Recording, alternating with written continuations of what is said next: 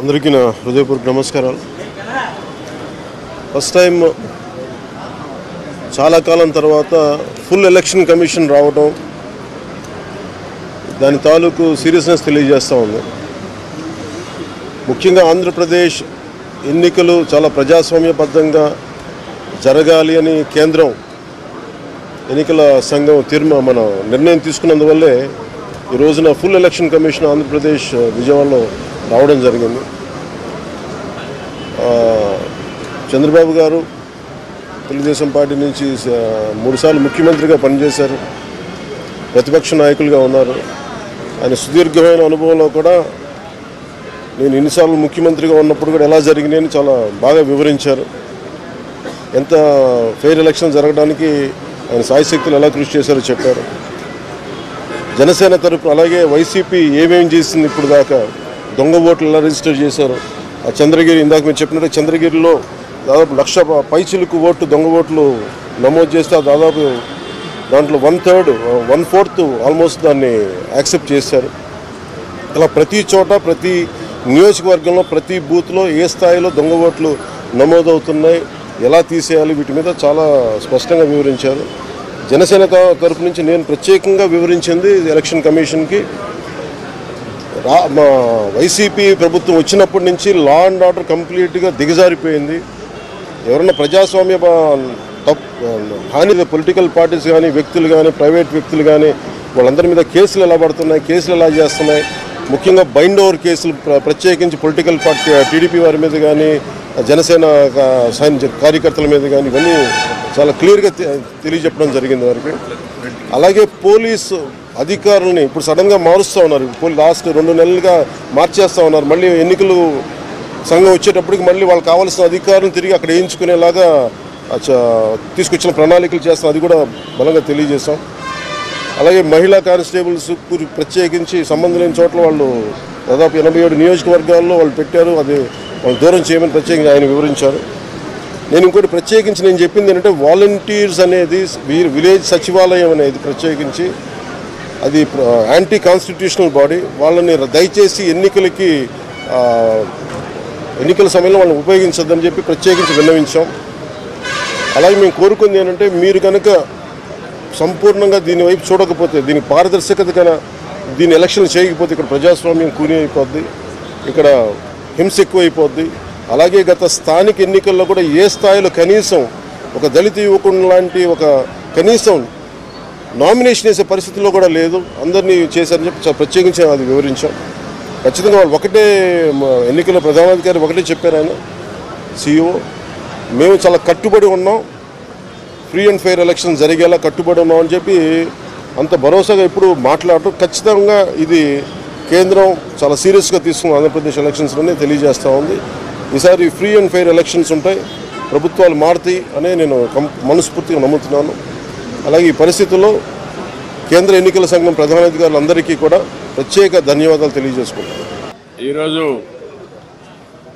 నేను అదేవిధంగా జనసేన అధినేత పవన్ కళ్యాణ్ గారు కలిసి ఎలక్షన్ కమిషన్ కలిసాం. అన్ని విషయాలు కూడా చాలా స్పష్టంగా వారికి ఎక్స్ప్లెయిన్ చేశాం. నా సుదీర్ఘ రాజకీయ చరిత్రలో కానీ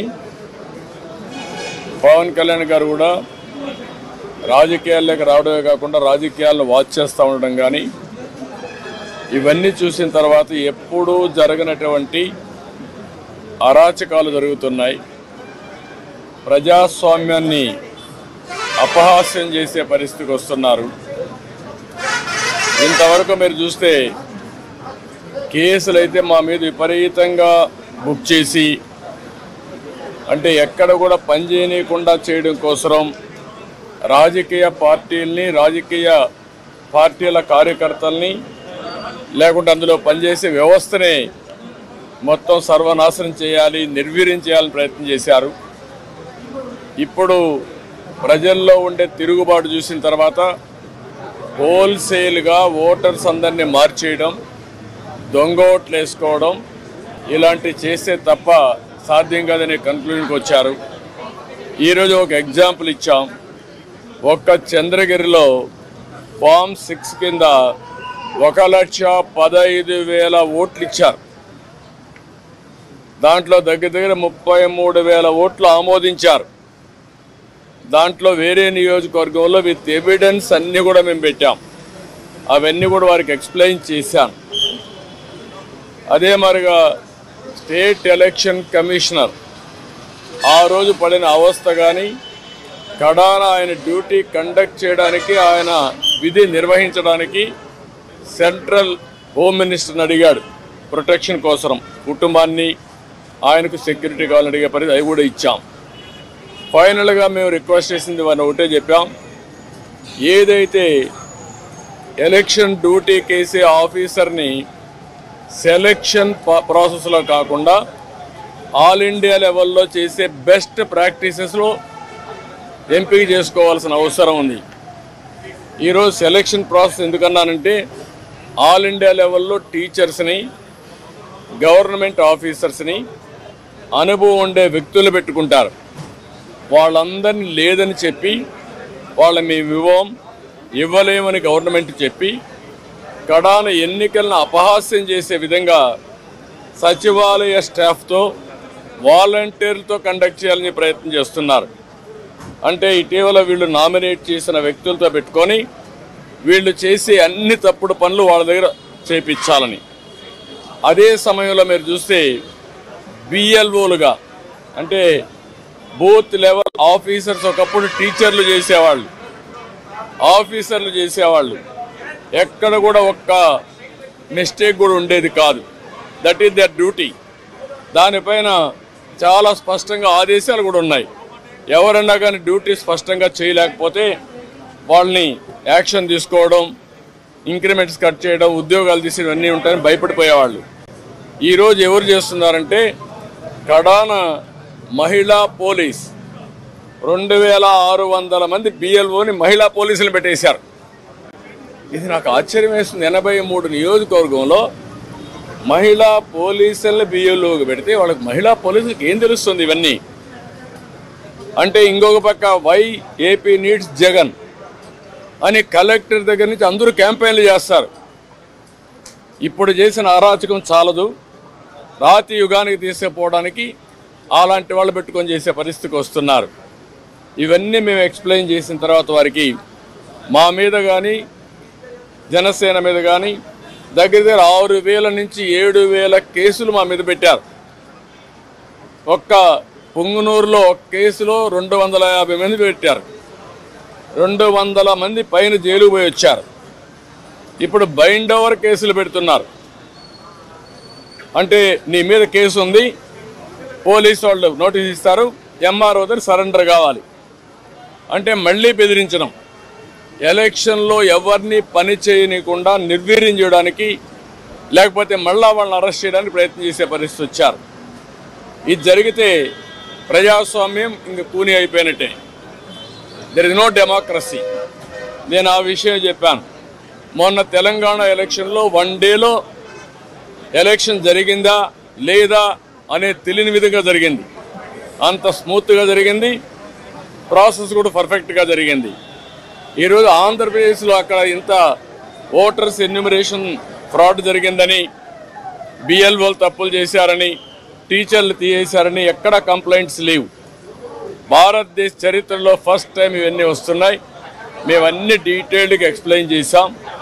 ఓపికగా విన్నారు, చాలా ఫర్మ్గా కూడా చెప్పారు. మేము ప్రజాస్వామ్యాన్ని కాపాడడానికి అన్ని విధాల ప్రయత్నం చేస్తాం, ఎక్కడ కాంప్రమైజ్ కాం, రిజల్ట్స్ మీరే చూస్తారని వారు హామీ ఇచ్చారు.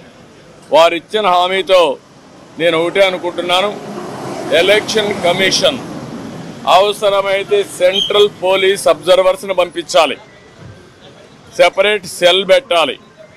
అవన్నీ పెట్టి ఎక్కడికక్కడ మానిటర్ చేసి ఎలాంటి అవకతవకలు జరగకుండా, ఇప్పుడు ఫైనల్ లిస్ట్ వచ్చే కొందికి వినపడలేదా? ఎవరు కార్లు ఎప్పటికప్పుడు మానిటర్ చేయాల్సిన అవసరం ఉంది. ప్రజాస్వామ్యం కోసం మా ప్రయత్నాలన్నీ మేము చేస్తున్నాం, ఇంకా చేస్తాం, దాని గురించి సందేహం లేదు. ఒక్క ఓటు దొంగ ఓటున్న ఎలక్షన్ కమిషన్ దృష్టికి ఎప్పటికప్పుడు తీసుకుపోవడమే కాకుండా వీళ్ళు చేసే ప్రతి ఒక్క తప్పుడు పనిని మేము ప్రతిఘటిస్తాం, ప్రజాస్వామ్యాన్ని పరిరక్షించుకుంటాం. అదే సమయంలో ఎవరిని వదిలిపెట్టాం. కడాన కోర్టుకు కూడా వెళ్ళి తప్పు చేస్తే మాత్రం శిక్ష పడే వరకు ముందుకు పోతామని చెప్పి విజ్ఞప్తి చేస్తున్నా. We are confident. ఎలక్షన్ కమిషన్ అయితే పేషెంట్గా వినడమే కాకుండా వారు 5 కోట్ల మంది కంటే 4 కోట్ల ఓటర్స్ ఉన్నారు. వారందరికీ ఒక భరోసా ఇచ్చినట్టు వాళ్ళు భరోసా ఇచ్చారు. అది అమలవుతుందనే ఆశాభావంతో ముందుకు పోతున్నాం.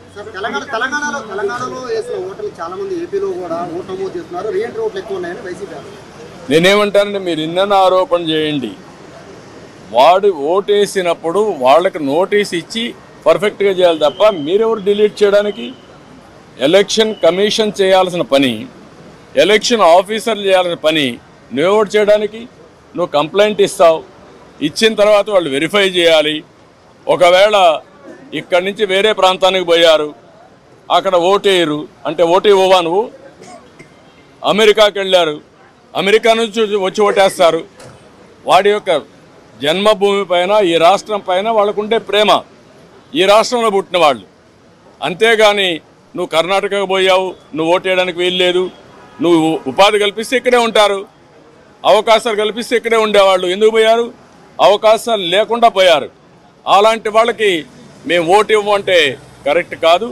అది వెరిఫై చేసుకోవాలి. అక్కడ వేయకుండా ఇక్కడ వేస్తే ఎలాంటి తప్పులు